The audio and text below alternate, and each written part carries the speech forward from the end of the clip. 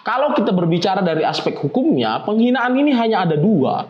Penghinaan ini hanya ada dua, yaitu yang pertama berkaitan dengan penistaan. Apa itu penistaan? Menyebut atau menyamakan seseorang dengan hewan. Itu masuk dalam kategori penghinaan. Nah, penghinaan yang kedua itu adalah fitnah, begitu kan? Fitnah itu adalah menuduhkan suatu tindak pidana terhadap seseorang, tapi itu tidak bisa dibuktikan. Nah, dalam konteks kasus ini tidak ada yang memenuhi unsur.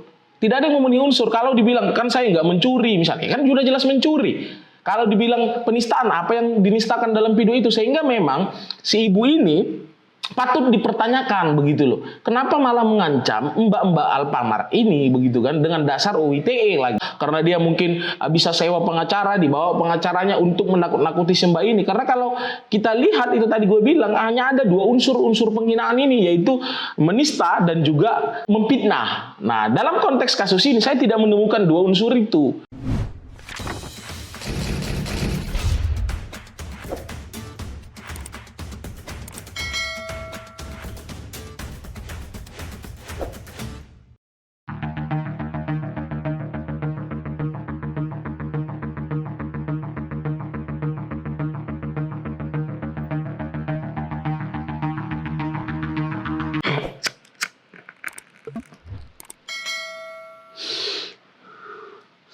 Oke, di video kali ini saya akan membahas suatu informasi yang ramai sekali belakangan, di mana ada suatu video yang beredar di mana seorang ibu yang menggunakan mobil Mercy diduga mencuri di salah satu minimarket begitu ya, atau supermarket, Alfamart lah lebih tepatnya, Alfamart, kita lebih mengenalnya dengan istilah Alfamart.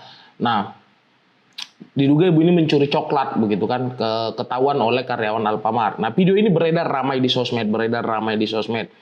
Nah, belakangan berita ini menjadi besar dan bahkan publik marah karena ada video lanjutannya. Ternyata karyawan Alfamart yang diduga merekam ini meminta maaf terhadap si ibu ini karena telah merekam dan menyebarkan begitu kan. Nah, itu yang membuat publik marah begitu karena karyawan Alfamart ini atau Mbak Alfamart ini terlihat dalam keadaan tertekan pada saat melakukan permintaan maaf begitu kan. Nah, itu yang membuat publik marah. Tapi terlepas dari kasus ini, karena menurut saya ini penting untuk kita bahas, walaupun ini di luar dari kapasitas keilmuan saya, tapi saya membaca ini sebelum membuat video ini, bagaimana dalam berbagai kasus nanti kita akan sering melihat ada istilah mental blocking begitu kan, bagaimana kita selalu akan berpihak terhadap orang-orang yang kita anggap miskin tanpa mengetahui posisi kasusnya begitu kan. Karena memang ada penelitian ini dalam seorang penulis Amerika dalam judul buku yang berjudul Why You Are Dumb, Sick and Broke and How to Get Smart, Healthy and Rich.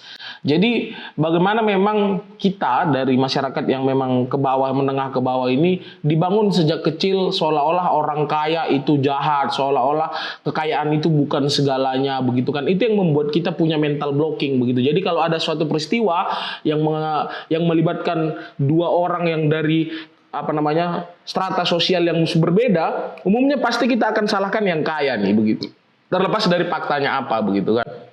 Itu yang menurut saya juga perlu saya sampaikan agar teman-teman tidak kaget nanti ke depan kalau ada peristiwa-peristiwa yang melibatkan antara si miskin dalam tanda kutip dan si kaya dalam tanda kutip, ya orang akan langsung menyalahkan si kaya begitu tanpa tahu dulu faktanya apa begitu. Itu juga penting untuk saya sampaikan begitu. Nah, kalau kita masuk ke dalam kasus ini, di mana si mbak ini dilaporkan begitu kan, dilaporkan UITE pasal 27 ayat 3 yang dimana itu bunyinya saya bacakan dulu ya. Setiap orang dengan sengaja dan tanpa hak mendistribusikan atau mentransmisikan dan atau membuat dapat diaksesnya informasi elektronik dan atau dokumen elektronik yang memiliki muatan penghinaan dan atau pencemaran nama baik, yang dimana sanksi pidananya diatur dalam pasal 45 ayat 3 UITE.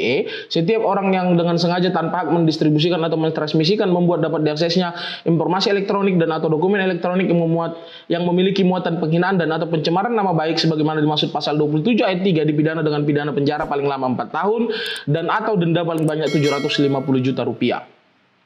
Ini yang sumir, tafsir terhadap pencemaran nama baik ini memang multi tafsir sekali. Tapi yang harus kita pahami, pasal 23 UU ITE ini selalu dijuntukan dengan pasal 310 KUHP.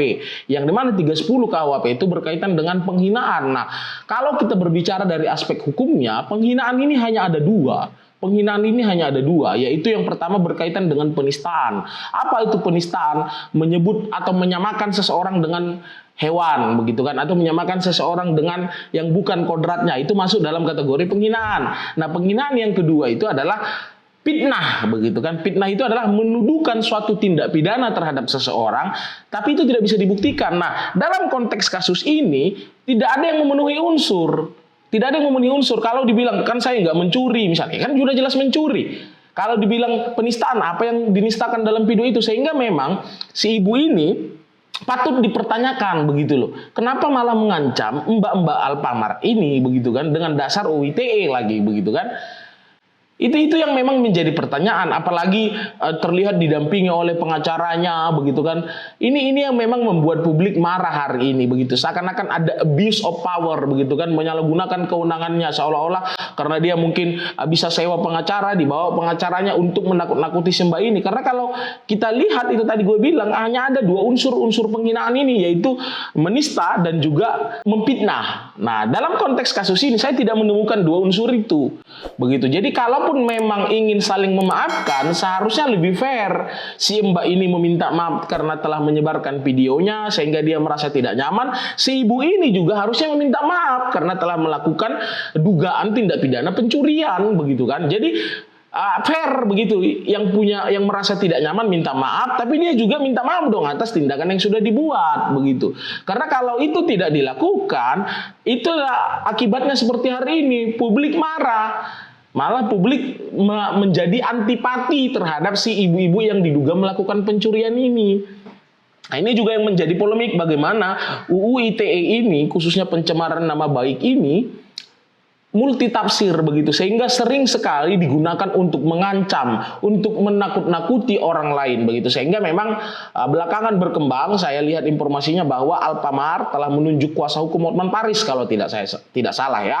Sehingga memang akan kita lihat nanti seperti apa jadinya. Tapi kalau analisa saya, si Mbak Indomaret ini tidak bisa dipersalahkan. Kenapa? Karena dia tidak dalam kapasitas menista dan dia tidak dalam kapasitas memfitnah begitu. Karena kan kalau kita lihat sekilas, benar si ibu itu mengambil coklat dari Alfamart ini tanpa membayar, itu unsur pencuriannya sudah terpenuhi begitu. Terlepas dari akhirnya dia membayar kemudian, tapi tetap itu sudah melakukan tindak pidana pencurian begitu, sehingga tidak bisa dimasukkan dalam kategori fitnah. Nah, begitu saya rasa sih. Tapi mudah-mudahan dari kasus ini kita juga bisa belajar bagaimana merekam suatu tindak pidana itu sebenarnya sah-sah saja. Misalnya ingin dijadikan bukti boleh, tapi memang kita juga harus memperhatikan sebelum kita sebarkan ke sosial media. Misalnya dilakukan editing kecil-kecilan, ditutup bagian matanya, begitu kan, agar pihak, kalau memang tujuan kita untuk mengedukasi masyarakat, tujuan kita agar orang lain tidak berbuat, haruslah dilakukan dengan lebih bijak begitu, agar pihak-pihak yang direkam juga tidak bisa mengambil celah dari pasal-pasal yang memang masih multitafsir begitu. Saya rasa itu analisa saya terhadap peristiwa ini. Saya sih tidak berharap peristiwa ini panjang lagi ya, karena akan sentimen yang akan dimainkan nanti antara itu aja tuh, antara si kaya dengan yang si miskin begitu, dalam tanda kutip ya. Tapi masyarakat tidak akan masuk dalam substansi hukumnya. Saya rasa nanti Bang Hotman Paris juga akan jauh lebih bijak lah, mungkin akan memilih jalur-jalur mediasi untuk menyelesaikan permasalahan ini. Yang penting adalah edukasinya ke publik tersampaikan. Begitu sih pandangan saya. Jadi saya juga berempati terhadap mbak-mbak Indomaret, bersimpati terhadap mbak-mbak Indomaret begitu kan. Tapi juga saya juga berharap ibu-ibu yang diduga melakukan pencurian itu juga mau lebih fair begitu. Oke, kalau dia pengen si Mbak Alfamart minta maaf, dia juga harus minta maaf dong atas tindakan yang sudah dilakukan, begitu saja. Terima kasih teman-teman, semoga bermanfaat. Jangan lupa teman-teman support terus akun Zona Hukum dengan cara subscribe, dan teman-teman dapat follow seluruh sosial media yang kami miliki, begitu kan. Terima kasih, sampai ketemu di video selanjutnya. Salam penegakan hukum.